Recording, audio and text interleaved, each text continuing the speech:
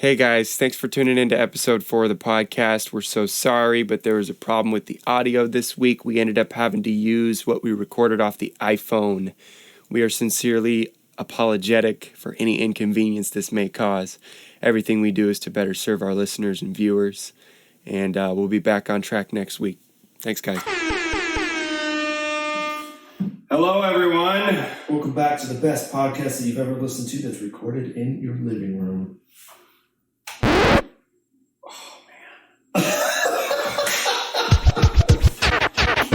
There we go.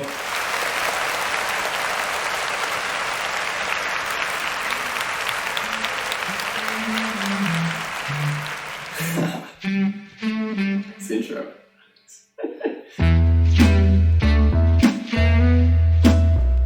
Would have been nice if I didn't screw it up. Yeah, one sound effect.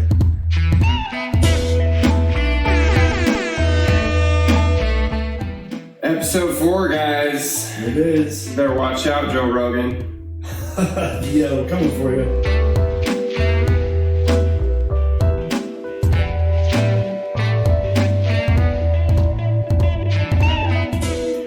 I think we're basically already better than Joe Rogan. Yeah, I already stole its mic, so. Wouldn't be the first. Yeah.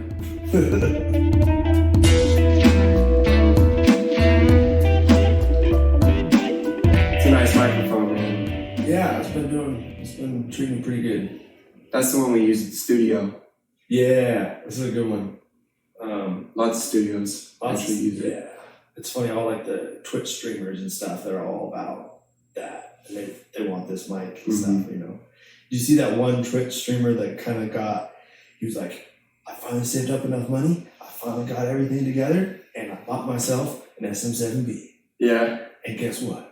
It's completely overhyped and everything. And he was like, just blowing it up, you know, and just like dogging on it and everything. And then all like the sound engineers came on and said, bro, it's way too far away from your face. And as soon as he put it up close to his mouth, like I'm doing, Yeah. instantly it was like, he removed that other video, Yeah. like instantly. And yeah, Wow. It was pretty funny though. That's awkward. Yeah, no. Lots of vocal mics are, condenser mics. And those are super, super sensitive. Mm-hmm. But the SM7B has a lot of technology in it to keep everything at the same level. Yeah. And it's not compression. It's still completely raw audio. But it's just the most purest vocal I've ever heard recorded. Like, this one's nice. Yeah. And this is a really great microphone, too, that has an Origin. It's like, for under $500 or for under $300. Okay, yeah, that's better. You don't have to break the bank, and it's not too fluty on the low end. And it's not too crackly on the high end. Yeah. It's got a good balance. And that's great. Yeah. So, what you been up to, man? Well, I've been editing this podcast all week. That's right, you switched computers. Pretty much. Just got a new computer. Yeah, that's good. And it's been a hell of a process getting everything switched over, getting all my files transferred. If you're doing art or anything on a computer that takes a lot of storage space, just make sure you keep it organized from the very beginning. Yes. Because I'm having to dig through folders that, I just tried to make quickly as I was figuring stuff out. And it's I'm probably going to spend the next 2 to 3 weeks, just organizing everything. Because I got all the files on this hard drive, but they're just scattered, man. Shoot. It's just disaster. Yeah. I did that with my computer that I went through with my Mac when I went through college. Just saved it wherever it made sense. Or it didn't make sense. Throw it on the desktop. Just throw it there. Yeah. And it's just and now I'm going back and I'm trying to find some of these files, some of these forms and stuff that I put together in college, and I can't find them. Yeah. And I'm like, I swear I had it here. And yeah, it's a bad deal, bro. I know I utilize the search tool a lot. Yeah. And then I write things down that I need to remember.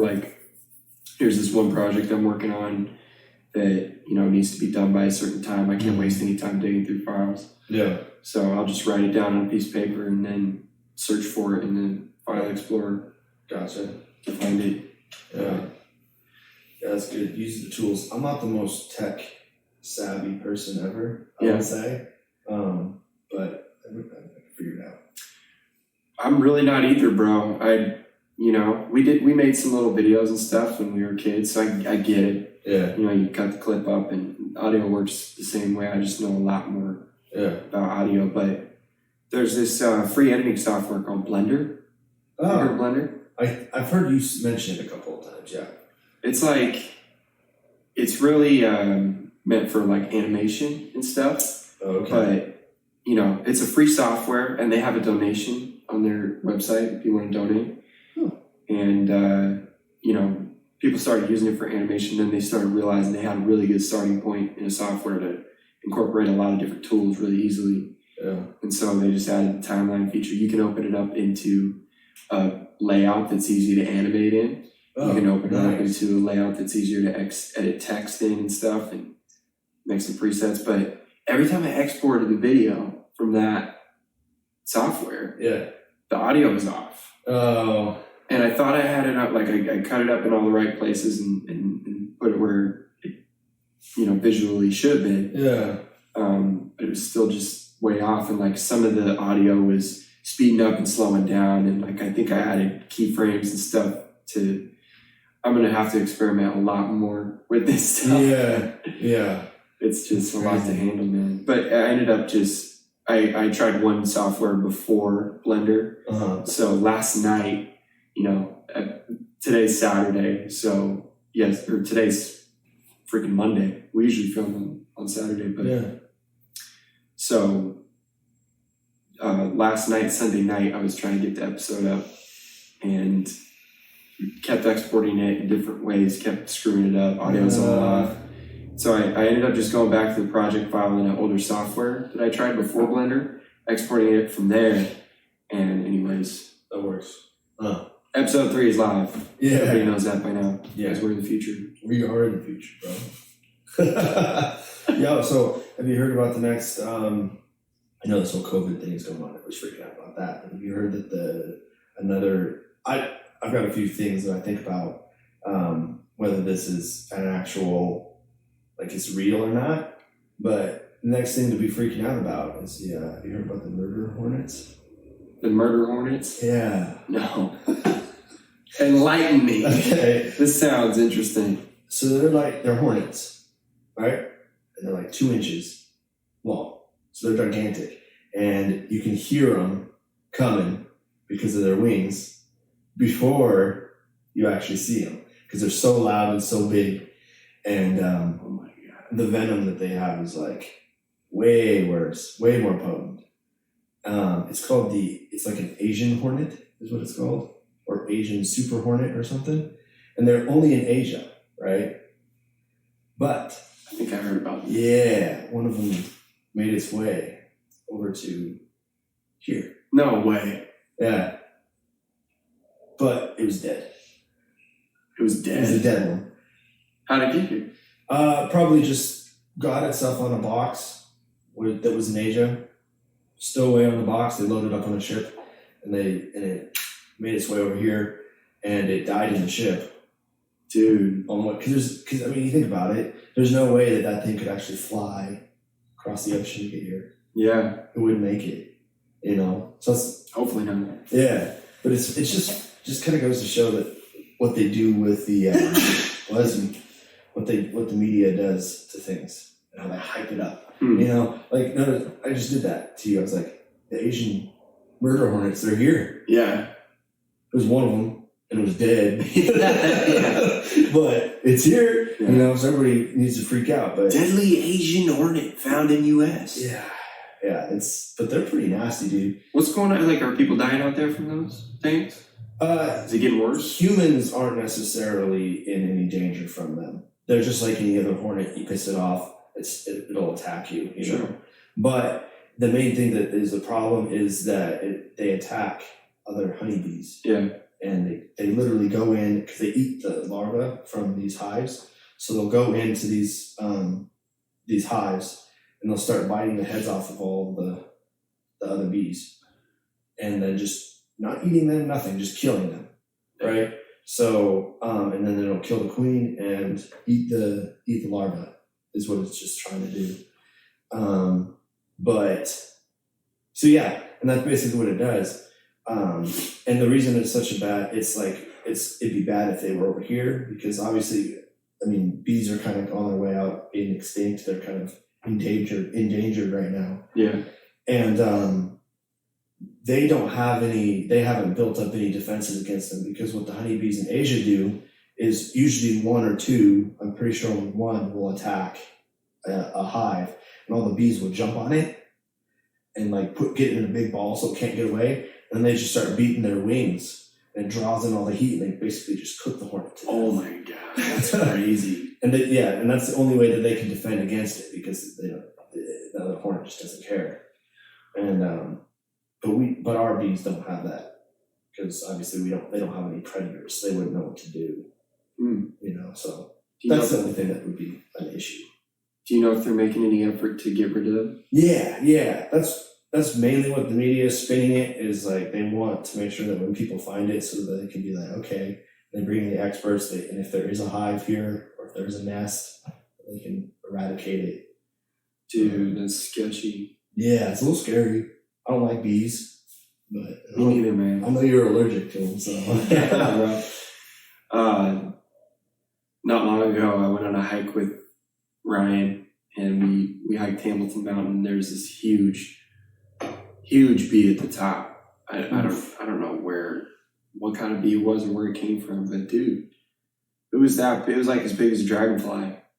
Really? And it was loud too. Wow. Yeah. And it sounded like its wings were plastic, just clapping. Oh. Like it was a big ass bug. I don't know. It was weird. No, thanks. Yeah. That's gross. It's really gross. But, Yeah, I've only gotten stung by a bee one time, and that was when I found out I was allergic. One time? Well, I think I've been stung after that, but it might have just been a bite, or it wasn't the type of bee that I was allergic to. Oh, okay. But yeah, this one time I snuck out of the house, mom and dad's house, in the middle of the night to go hang out with one of my ex-girlfriends in her treehouse. Oh, I know who you're talking about. Yeah, there's a bee in there, and it stung me in the back, and ouch. And I had to go home, and I started drinking water, and then my throat started to swell shut. But I didn't want to tell mom and dad, because they would know. I could tell. Like, what are you doing outside in the middle of the night? Yeah, then I would have had to give them my phone for a week, and you know how that goes. Yeah. But What'd you do? What did you do? Just wait till it goes away? I think I took a Benadryl, or maybe not. It wasn't too bad of an allergic reaction because it was my first time. Yeah. But they told me, the doctor, after I went, that if I got stung again, it would be worse. Dang. So I think I told mom and dad that it was in my room. Yeah. I think that's what I told them. That would make sense. 'Cause you had Sorry, Mom. Happy Mother's Day. Oh, man. Yeah, that's crazy. So what have you been doing for like haircuts? I have not gotten a haircut since quarantine. Yeah, me neither, man. Your beard's looking pretty fierce, dude. I know. Like, it was funny yesterday. We had some wind. I went to the store, and the wind would come up, and it would just like start blowing my beard all over the place. You know, it's getting to the point where external forces are starting to affect it. You know. So yeah, it's pretty crazy. Forces. You know, so I'm really looking forward to when those things start to open up again. You know. Yeah. But same here, bro. Well, I think you know, it's hard to stay off the topic of the coronavirus right now, just because, you know, it's in front of us every day. Yeah. But moving on here, we do have some good questions. Cool. From the community. So let's see if I hit the applause. That's not the applause. That's the applause. Shout out to the community, the Pot Heaven community. You guys rock. The Heavenites. Heavenites. Yeah, dude. We love you guys. Good. So, Mr. Chase, Mr. Saint Wild, There you go. An artist I've been working with for a while, one of my great friends, Mr. Chase. Love you, bro. Check out his music. I'll put links down there. He asked if you could rewind to any week or weekend of your life and have somebody film and document it, what time would that be? Like, does it have to be like meaningful? I mean, obviously it's gonna be meaningful. Whatever comes to mind, I guess. Yeah. When we went to Disneyland For the first time, bro, it was crazy because it was like we went for a week and it was our family vacation and none of us had ever been there except for mom and dad, I think. Yeah. Mom and dad had been there, but it's been a long time. And first time we were like, how old were we? Frick, I was 15, 16. Yeah, I was like 19. Yeah. Yeah, something like that. So, but yeah, we went there on vacation for the first time. It was great. That was a blast, It was man. so much fun. We didn't get to do a lot of stuff like that. No, we didn't. I think that's what made it so like impactful. Yeah. You know, and we're just like, we're all in really good shape at this point too. So we're just like running around the park as fast as we possibly can, just going on every single ride possible. Because we were there in the middle of the week. Yeah. You know, so there was nobody there. We didn't have to utilize the fast passes or nothing. We just go. Yeah, we picked the right time to go. Yeah, so that was really good. That was kind of the first thing that kind of pops into my head. But the California Screaming was closed. Oh, that's right. That whole section of the park was closed, right? Yeah, the one that's had all the big roller coasters on it. It's like, how are you going to complain? You're in freaking Disneyland. I know, right? I kind of felt that urge to complain about it, like, well up inside me when I first saw it. Dude, I was about to like, cry. Yeah. Then I was like, wait, how can I be mad about this? I'm in Disneyland, you know? I'm in Disneyland. And when they did the fireworks or the parade or something, you know, me and Michael and Devin weren't too stoked on that. So we went and just rode Splash Mountain like 17 times. Yeah. We just went around and around and around and around. A couple times the line was so short they didn't even make us get off. Yeah. It was like, you guys want to go again? Yeah. Yeah. After we did it like 5 times in a row, I think they kind of caught on to what we were doing. Yeah. So they're like, yeah, you know, they let us pick what seat we wanted to go in. So we got the one that got us like the most water. We were just sound by the end of it. Yeah, it was great. That was so much fun. That's cool. Much fun. Yeah. I think that was a really memorable time. I think if I could film or document any part of my life, it'd probably be when I was living out in Washougal with Ryan, and Chase was pretty much living there for a couple months too. You know, we all three had sleepovers in there. We got into all kinds of trouble, and I don't know. I just feel like, you know, we were finding ourselves during that time, and we were, you know, 3 kids who came from a Christian background and we were passionate about music. And Chase is gay. Ryan is you know, he's kind of an outcast, you know, according to his background, and so am I, you know, and so we man, we had some good times in there. Maybe we'll talk more about it later. Yeah, that would make a good, you know, like special on Netflix, you know? Yeah, dude. I really want to have them both on here and go through some of our stories and stuff. That would just be a blast. That's one of my goals with this podcast, is just to really get comfortable with myself and really get open online and just put it all out there. You know, I want to have a library that, you know, our grandkids can look through and watch episodes of this and just for you, like, how cool would it be to come across like a YouTube series that your great grandpa did? Yeah.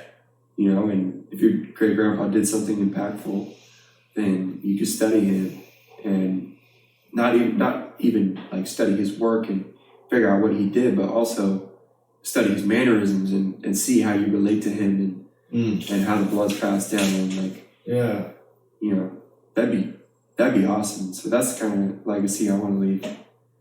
But anyways, next question. What are the pros and cons of working out with music?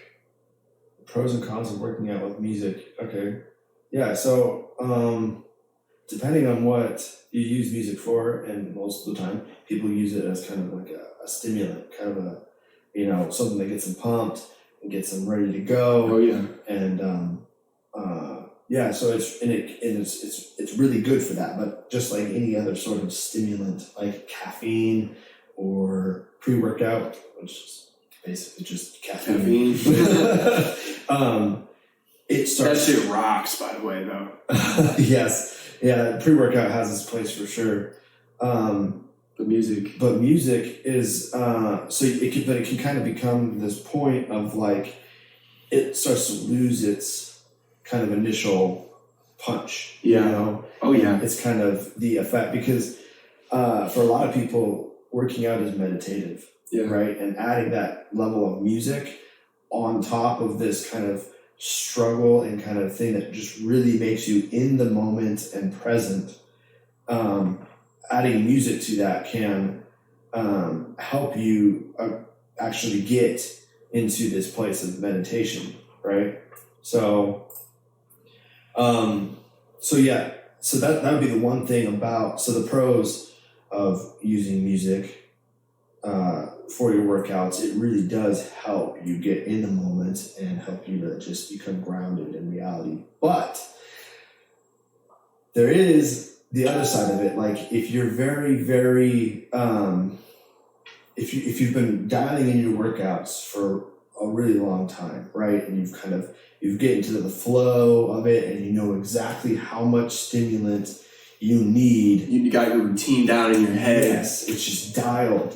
Right? If, say, a new Beartooth album comes out and it's just rocking, you might have an awesome workout that day. Well, yeah, you're going to have an awesome workout, but it might push you to go heavier. Oh. It might push you outside of your original structure. Sure. And if you're dialed and you're seeing these incremental like steps, if you push it, like all of a sudden add a lot more weight than you were originally going to, it can throw off your entire schedule. Yeah. So that would be the one thing that I would say about being careful with music. Yeah. Right. So just being able to find out what music is going to get you in the right mood and the right mindset for what you're going to try to accomplish that day. But also maybe even go in a couple of days with no music. Yeah. You know? And that way you can kind of get that oomph back in that the workout can do, you know. So that's interesting. The music can do. So, well, I've definitely found it to work very similarly to caffeine or any other drug. You know, if you work out with music and then you work out without it, you're going to notice a difference. I work out with music every single time. Yeah. And if I don't have my headphones. Mm-hmm. I sometimes have a hard day at the gym, you know, and it's hard to push myself because that is absolutely meditation. Yeah. Is music. So you also want to be strategic about how you use the music too, you know, or don't use your music. Say you have like a mobility day that you're going to do. Yeah. Right. So then that might be a good day to not have music, because if you're playing Slayer in the background, it's really hard to just slow down and stretch. Yeah. So what were you saying about your how it can be bad not having your earbuds? Yeah. It's sometimes if I don't have the music with me, it's hard to get going. Yeah. And another thing is this reminded me of this when Ryan asked this question. I heard this motivational speaker one time talking about how he does not work out with music. I think he was on the Joe Rogan podcast and he was saying, no. He's like, headphones in the gym, are you kidding? Like, this guy is so diehard because he had it so hard in life. Yeah. He just grew up with unfortunate circumstances and just pushed himself every day and ended up being really successful. Yeah. And, you know, he's just got a great story to tell. And he was saying, no, I don't wear headphones because he's been trapped under cars. He's been trapped in burning buildings. Whoa. And he's had to tap into that adrenaline rush to live out, to do superhuman things. Wow. You know? That's crazy. Yeah. And so he attributes being able to get into that place without music, because if he has music constantly... He says, what are you going to do when you don't have the music? Yeah. Because what are you going to do when it's not there? Yeah, I mean, I would challenge that and say that, like, we as humans have this innate ability to just tap into something when we need to. You know, we have this ability to do that. You have a little more Naturally. control over that. You know, I mean, just naturally, even if you do have music, like if a car is on top of you and it's squishing you, your body's gonna react. Boom, it's gonna be there. You're gonna get it. You're gonna be able to do what you gotta do. Yeah. So, but I understand what he's saying. Mm. But, you know. That turned out to be a really good question. Yeah, that was a good one. I thought Ryan was just trying to kiss both our asses by asking asking a question that was related to both topics. But thanks for the question, Ryan. You rock, bro. Grandma asks, what is the purpose of life? Pancakes. Pancakes, dude. Yeah, no. See you guys next week. That's all you need to know. Mic drop. That's expensive. Yes, that's an expensive mic drop. I'm just kidding. Purpose of life? Ooh. I gotta be honest. I just think that it's to be happy and, you know, to try not to hurt anybody, you know, justify your existence by going out and doing something that you're passionate about, that you love, you know, find people who you can connect with, who love and care about you, help other people grow,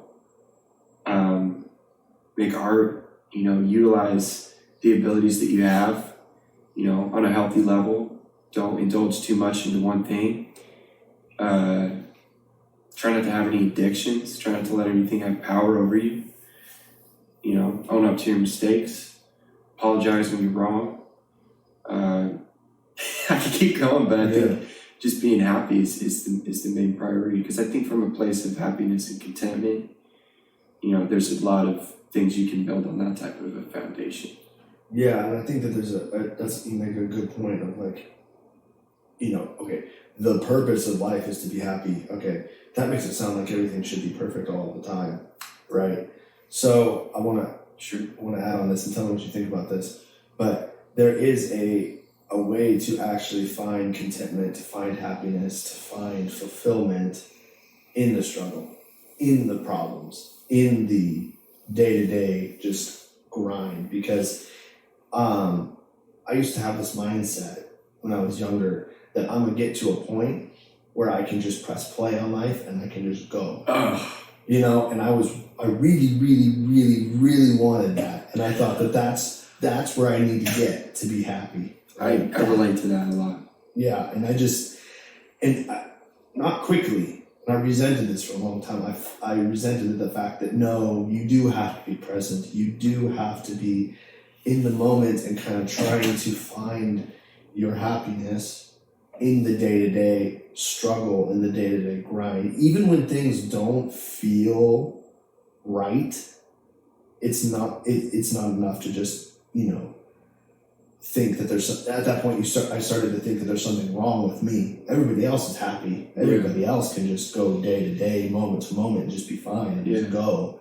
But me, no, I can't do that. So that's kind of what it set me up for. So I would say, yes, try to find out how to be happy.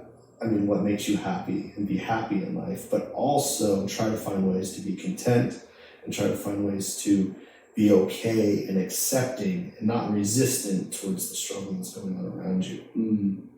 So yeah, not trying to look too far ahead, but, you know, also just being grateful for where you're at. Yeah, I know that doesn't really answer the question, you know, what do I think the meaning of life is? You can't answer that question directly. It's such a huge question. Yeah, I mean, it's very different, drastically different from one individual to the next.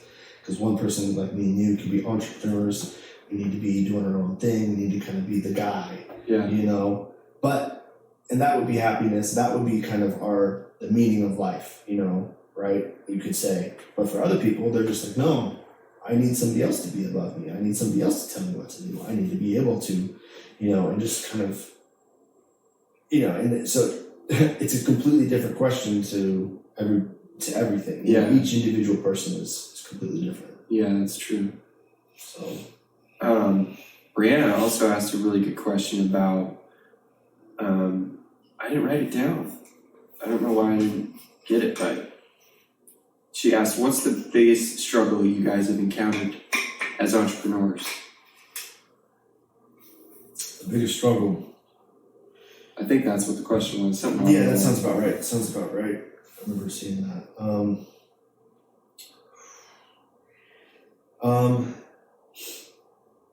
Do you have an answer? Yeah, dude. Okay, go for it. I'm still thinking mine over. I think one of them is just, when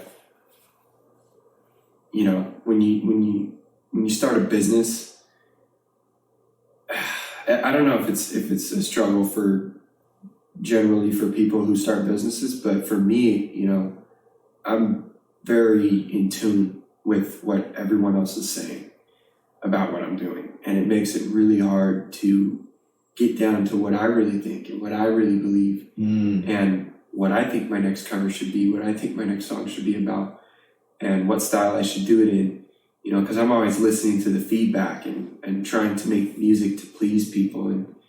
And lately I've just been trying to create more freely, but that's another struggle is once you get into the business side of things on your art form, you have to make some changes and some adjustments to kind of accommodate for how the business goes. And a lot of artists will say, well, no, I don't accommodate for anybody. I just play my music and I play it the way I want to play it, and nobody can say anything. Okay, well, you can go keep playing open mics then. Yeah. But you're not going to be playing at the Rose Garden. Right. You're not going to be playing at the Gorge or Red Rocks in Colorado or anything like that. Yeah, exactly. I think that is definitely a good way. And then it makes me think about just kind of the step after that. Once you've kind of figured out who you are and what you have to bring to the space. Yeah. For me was just then actually stepping out, having the confidence to get out there and say, here's what I think. Yeah. This is me. This is who I am. And because with this day and age, there's trolls, and then there's also like people that are below you. What if you say the wrong thing? You just led these people astray. Yeah. And then there's also the things of like, what if somebody who knows more than you comes in and says, no, you're wrong. And then openly and say they're an asshole, and they openly just rip you a new one. Yeah. And totally discredit you. And it's just like, these are the things that are constantly going through my mind every single time I put out a piece of content. Yeah, just content of any sort, and but it's a good thing, because then it drives me to be like, okay, I need to be on top of my game. I need to find out what's the most relevant content, what's the best stuff. Yeah. So I guess there's that good part of that, but also it can be crippling, because there's been a lot of times where I just like don't do anything because I'm afraid of what other people are going to think and what they're going to do, what they're going to say. Dude, same here, man. That's why it's so great that we're doing this podcast together, dude. Yeah. It takes a little bit of that weight off your shoulders, huh? Yeah. And I think it's really good for us to set that example, just in and of itself, brothers getting along. Yeah. That's awesome for people to see, I think.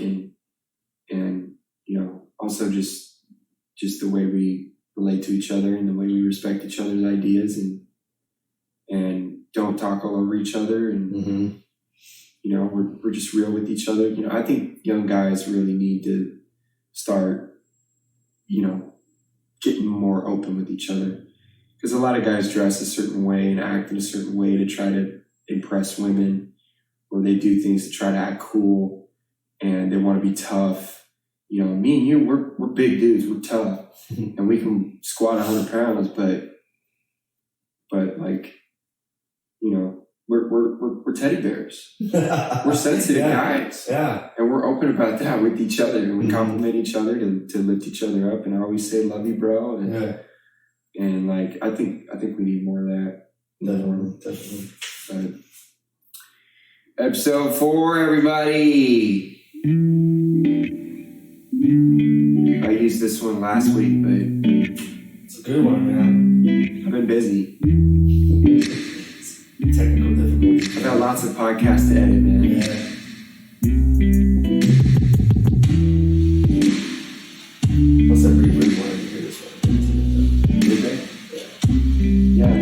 good. It's funny, there was a rapper that I had in mind when I made this beat. Because I put out that beat mixtape with all those 8 hip-hop beats on it. And I was talking to Dustin, who's Joker on SoundCloud. I'll put him down there too. He's a great rapper. I had him in mind when I made that beat because I heard him rapping to a beat that was similar. And sure enough, 10 minutes after I post the beat package, he posts a freestyle on his Snapchat story with that beat in the background. That's right. And I'm like, great. That's great. That's how you be a good producer. You gotta get in touch with what the other person wants for their song. Yeah. And push that, but while still adding your own flavor to it. Mm-hmm. Good. So let's see. Last week I announced I had some videos on YouTube. So we got Kryptonite up, and this week, Truthfully by DNCE is out. It's a new cover I did on YouTube. So check that out. It's in the description.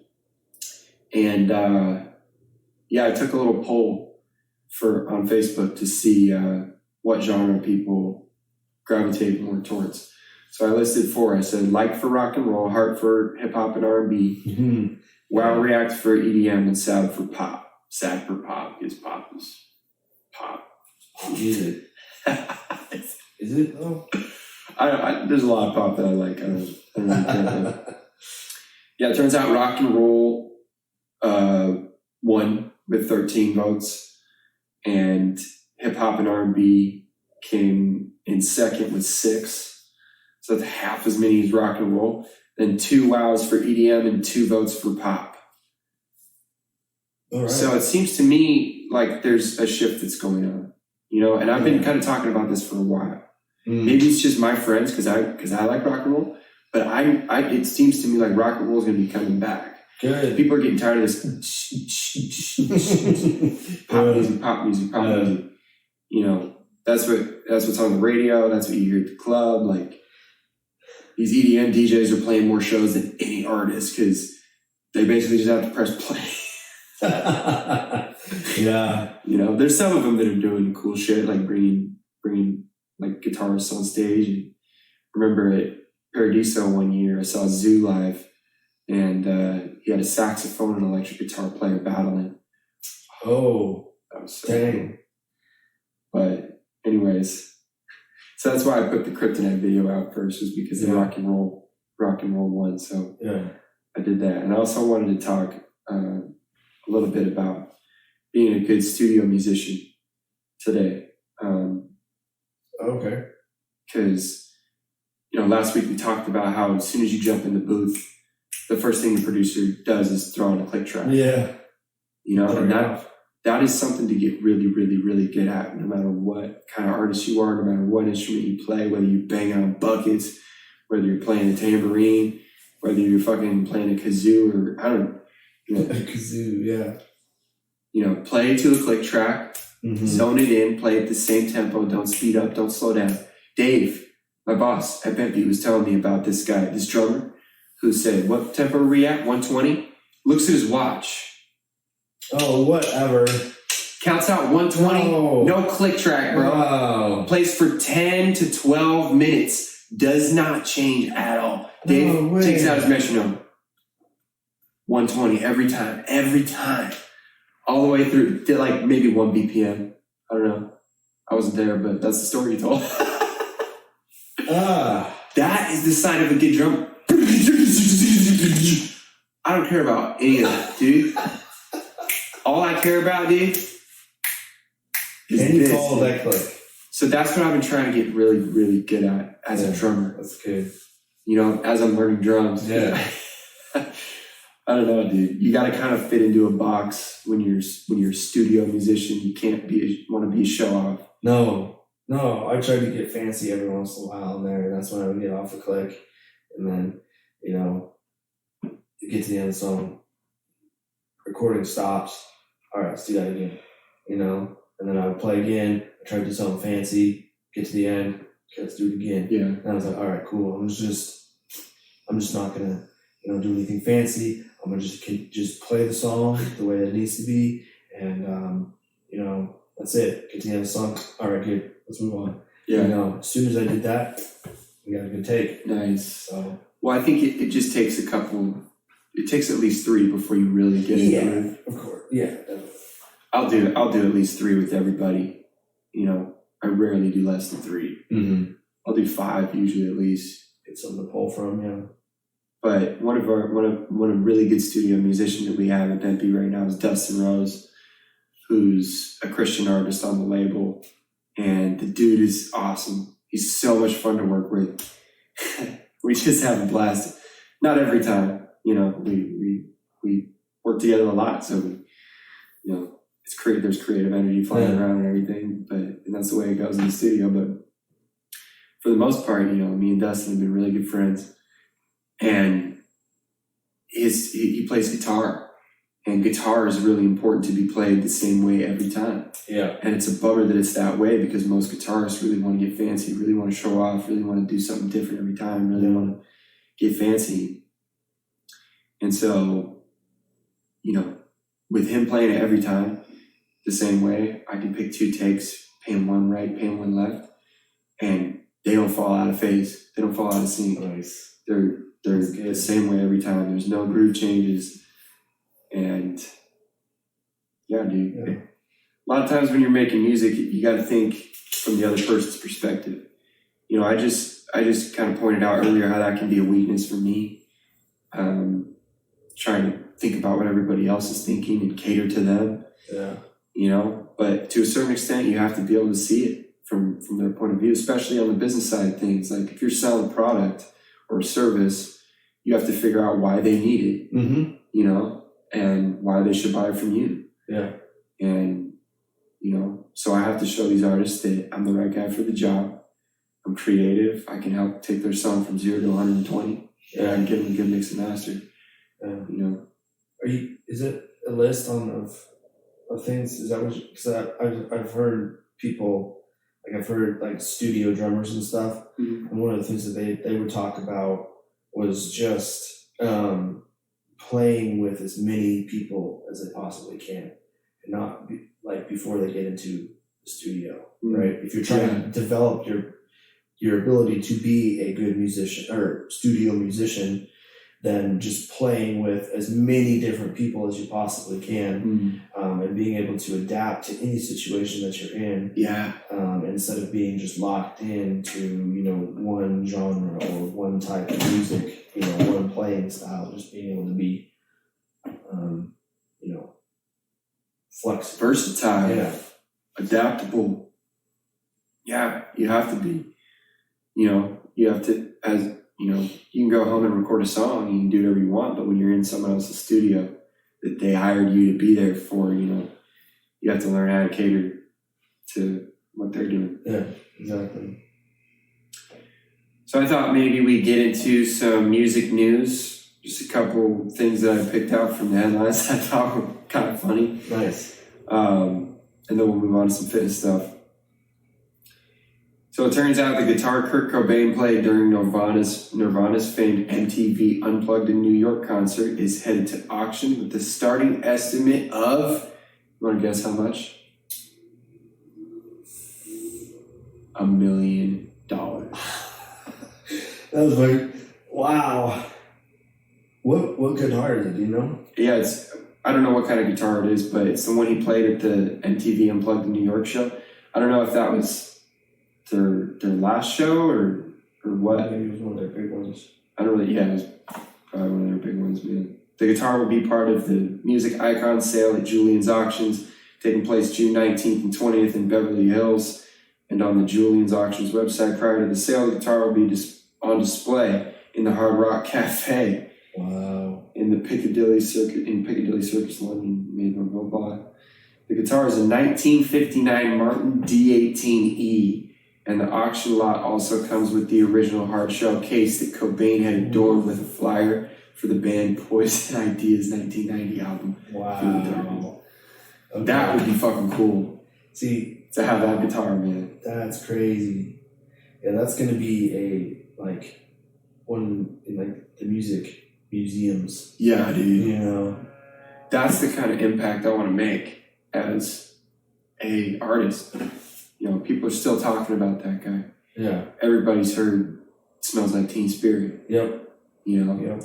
that guy shot himself. He died in 1994, and you know, a lot of rock singers ended up doing that. Chester Bennington from Linkin Park.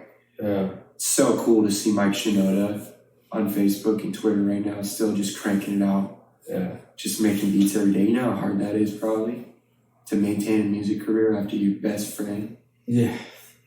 Dude, I was on that note, I saw a video pop up on YouTube once, and it was just like Chester's like savage moments.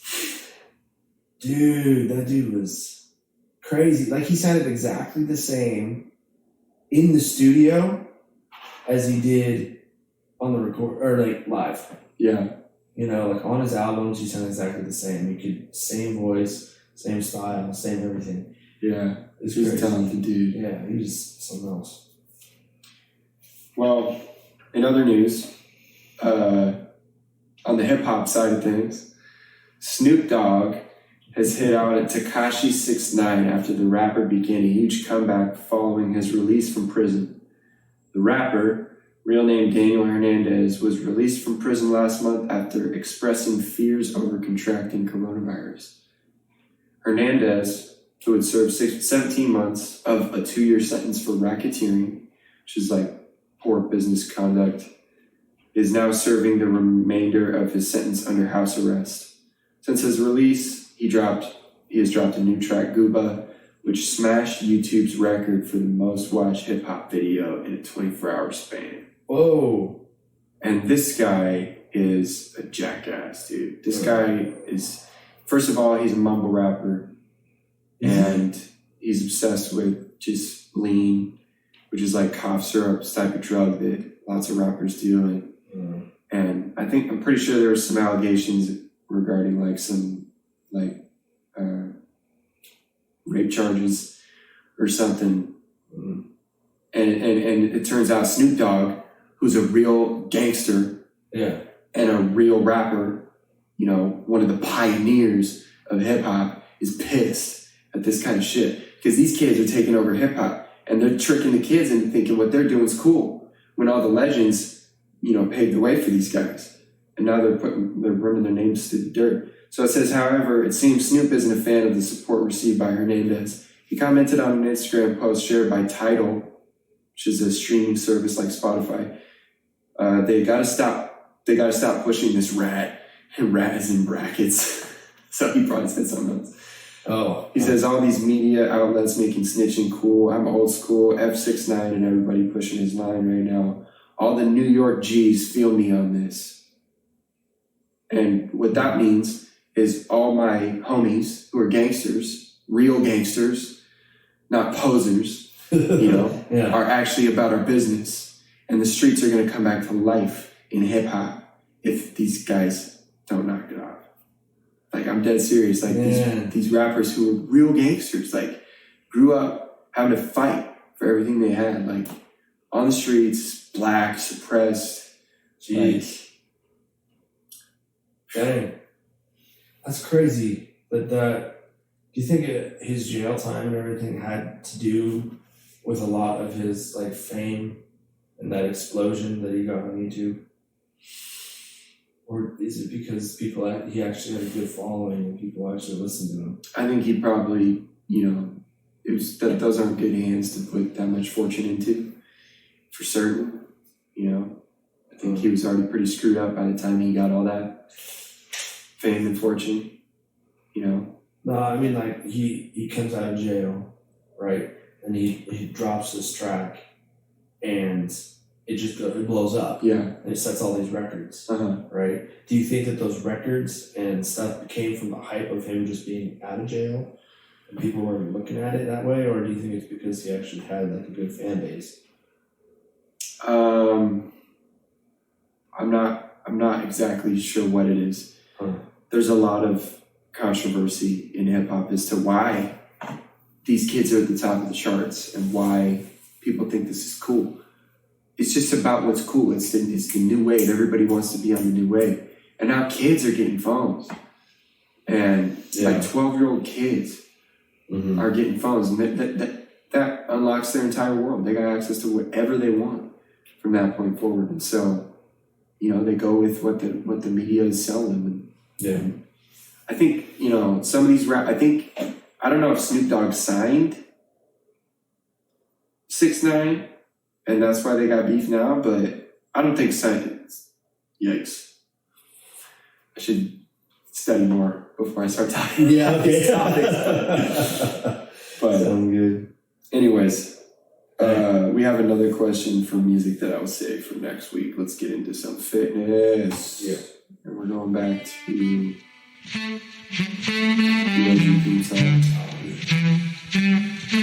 That's all we got right now. All right, that's enough. Nice. Devin, what is the number one cause of back pain? The number one cause of back pain. This is like weights hitting the floor. Yeah, you just did your 1 rep max and deadlift, and boom. That's good. Yeah, that's good. All right, number one cause of back pain. So this day and age, it's not a huge secret that we do a lot of sitting. We sit down a lot. Yeah. And that does a few different things, right? So first of all, you've got the hip flexors. So there's these muscles that flex the hip, basically. So bringing your knees towards your chest, right? Hip flexion. Those muscles are short when we're sitting down a lot. Yeah. So we do a lot of sitting. Our hip flexors get short. And then when we sit up, we stand up. Those hip flexors, they don't return to their full length. They stay at their shortened length. So it kind of takes and it rocks the pelvis forward and kind of gives you this huge, exaggerated lumbar curve, which is a curve in your very, very low back. So you have this excessive lumbar curve. So that does, okay, one more thing on that too. And when you sit down, you're sitting right on top of your glutes, right? So, and that is, they're not doing anything. The pressure is kind of making them relax and kind of, in a sense, turn off. So you might have heard of the term gluteal amnesia. It's not that. Oh yeah. Yeah. Gluteal amnesia. Yeah, exactly. Everybody knows what that is. I have no clue. What is that? Some people might know what that is, but it's basically where you just have a poor connection to your glutes. Like your brain doesn't have as a strong and readily connection to that glute, so being able to contract and on cue, right? So you're just a little bit less involved is a good way of looking at it. So so that happens, right? So now our pelvis is rocked forward, our glutes are turned off in a sense, and it doesn't provide very much stability through the hips, right? So now your hips are unstable. And when your pelvis is rocked forward like that, your core is now not engaged either. So you're just kind of hanging on the end of your connective tissue in your low back. And then whenever you go to twist real quick, or you go to pick something heavy up, your glutes don't fire, your core doesn't fire, you're picking up this doing whatever movement with your low back now, boom, now you have low back pain. So I think we've talked quite a bit about this, already on this show, but I think it's good for people to hear it multiple times because that's the most common thing. Yeah. It's just fucking back pain, dude. Yeah, everybody's got it, Plus, you could say, well, Devin, I do squats and I do lots of core exercises. And for whatever reason, I still have back pain. So another thing that could be an issue is I find that a lot of people, they do this. They do isometric, so not moving. So planks and anti-rotation type stuff. And it's all just stationary. Yeah. You're strengthening the core in a stationary position.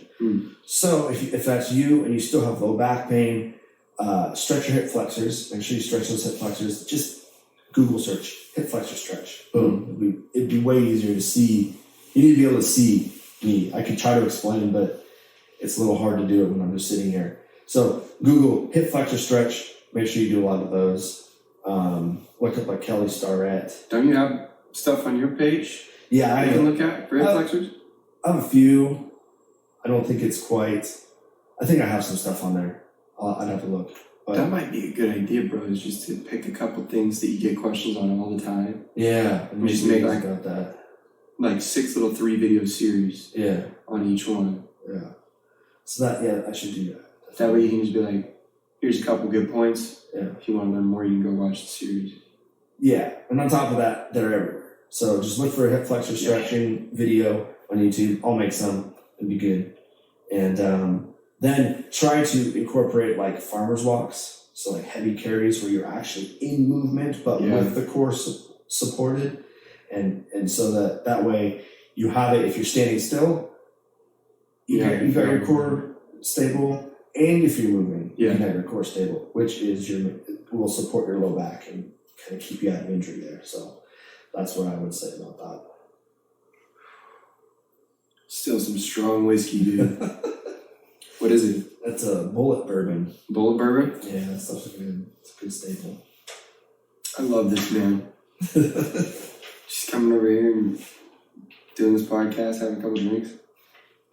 So how did people with high metabolisms gain muscle? Okay. Just tall, skinny dudes. Yeah, all the tall, skinny dudes. Shout out to tall, skinny dudes. So it's playing into the two body types, which have kind of been like put out. So it's the whole ectomorph and mesomorph and endomorph. Yeah, something like that. Ecto, meso, endo. Yeah. I think those are the three. So those ones have kind of been. They used to be like you fall into one of these three categories. If you fall into this category, do this exercise, this training style, and boom, you'll have you'll gain muscle or you lose weight or whatever. But what you're referring to is the people that just have like this roaring metabolism every single time they just like look at some cardio equipment and instantly lose 10 pounds, and it's just, it's a real thing, it's a real thing. So,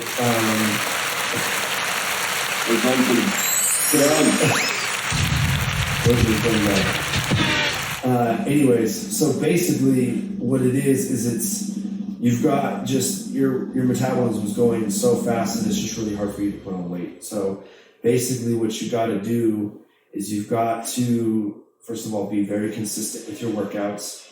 Try to put on, like, when you're working out, make sure you send the loudest signal to your body to build muscle. On top of that, make sure you're getting your adequate protein. And I'm not talking about going to the GNC and just getting the biggest thing of protein you can get. Try to get chicken. Try to eat, have protein with every single meal, right? Real food protein, right? Try to figure out how to do that, because the main thing that you're probably not gaining the weight and the muscle is probably because you're just not getting enough calories.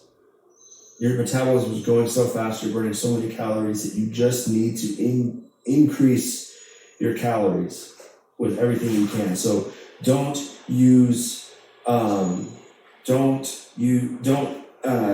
like olive oil, right? Use butter. Put butter in everything that you can, so you can just get those calories up any way that you can, right? And don't skip any meals, Yeah, so it starts with the diet. Yeah. For those guys, you got to go to Winco and just stock up. Yeah. Just start eating like crazy. Yeah, you can go to Costco. You can buy a thing of chicken breast. And you can just grill up a bunch of chicken breast, or even buy the chicken thighs. Got the more fat in it. So you just stock up on chicken thighs. Get your carbs. Get some noodles. Get some breads in there. Just try to make it as clean as possible. Though don't just stock up on Taco Bell and McDonald's and stuff like that. So yeah, that would be another thing to think about. But, That's hard, man. I started by just eating McDonald's and pizza and whatever I could find. Yeah, exactly. I went from 120 to 200 in like probably 6 years, 5 years maybe. Yeah. It was less than that. It's probably 3 maybe. When you really, but I went from like 120 to 175 in like a year. Yeah. Yeah. So your body was just waiting for the right stimulus to grow and put on muscle, right? So as soon as you gave it that, boom, it just grew. And then you kind of hit that plateau of where it was, your body was like, okay, I'm good here. Yeah. And you kind of had to say, no, we're going to be good here, So, oh yeah, another thing that I thought about on that, Joe DeFranco, he's just an amazing... He's a YouTube guy, right? He's YouTube, he's on Instagram, he does a podcast, the Industrial Strength Show, it's amazing, but he's an NFL Combine guy. That's how he got into the fitness industry, really, was he would train NFL players to do the best they possibly could in the NFL Combine, and that's kind of how he got his claim to fame there. And he's gotten this question a few times, but he came up with a weight gainer shake. So Google Joe DeFranco weight gainer shake, dude, and eat that and drink that like either with your meals or in between meals, and you'll be in good shape. What's in it? Protein powder, banana, peanut butter, and I think he even put some whole milk and olive oil, I want to say, and something like that. He puts in a shaker cup and just drinks that, and it's like 500 calories. The Meathead Lemonade? Yeah, that's another one. Is that that's a different one? That's a different one. Meathead Lemonade's for his hydration that he does. That's a pretty big one too. Cool. Yeah. Well, that's important too. Yes. Staying hydrated, especially if you want your muscles to grow. Yeah. Like creatine. What's your stance on creatine? Because I know people recommend that for packing on size. It's the only supplement that you should really be taking advantage of, I would say. Amino acids, there's some research out there that may show that it's good, but what? I would recommend aminos over creatine. Yeah, creatine has been tried and true and tested over and over and over and over and over and over, and in every single study it says that this does this. Yeah. Amino acids say it kind of helped it helps in endurance with like cyclists, and then you get down to the bottom and it says like 1% increase. That's been the thing, is that they say it helps, and then you actually read the study and you see that the margins that it helps, and it's like 1, maybe 2% better. So I would recommend for amino acids, if you've got everything else dialed and you want to just take it to the next level, then yeah, okay, little amino acids in there, and it'll kind of help boost that up a little bit. But that's after everything. This is the problem I have with supplements. I'll say this right now, is that people have just terrible sleep. Their diet is not good, and they work out here and there, right? And then they're like, I don't know why I'm growing. I'm going to throw on this protein powder. When they could fix their sleep, they would see gains. They could fix their diet, they would see gains. Anything, just pick one of those and they would see gains. But they go, no, I want protein powder. So I think just sometimes it's whatever makes sense logically in people's brains. Right. And most people, they want that quick fix. They want something that they could just throw in water, drink real quick, and they're hoping that that's going to be the magic elixir that gets them to where they want to be. When in all reality, it should be their diet, it should be their sleep, it should be their work, like looking at their workout. When was the last time they changed their workout in 3 years? They've been doing the same thing over and over and over and over again. And it just never changes. Yeah, dude. So, yeah, look at everything else.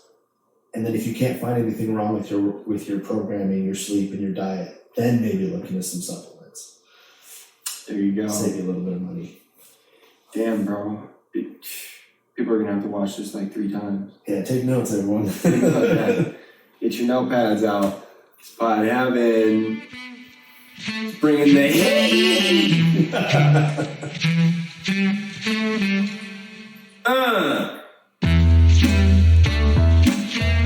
Y'all don't know about us, man. We're about to take over the podcast industry. dual-handedly.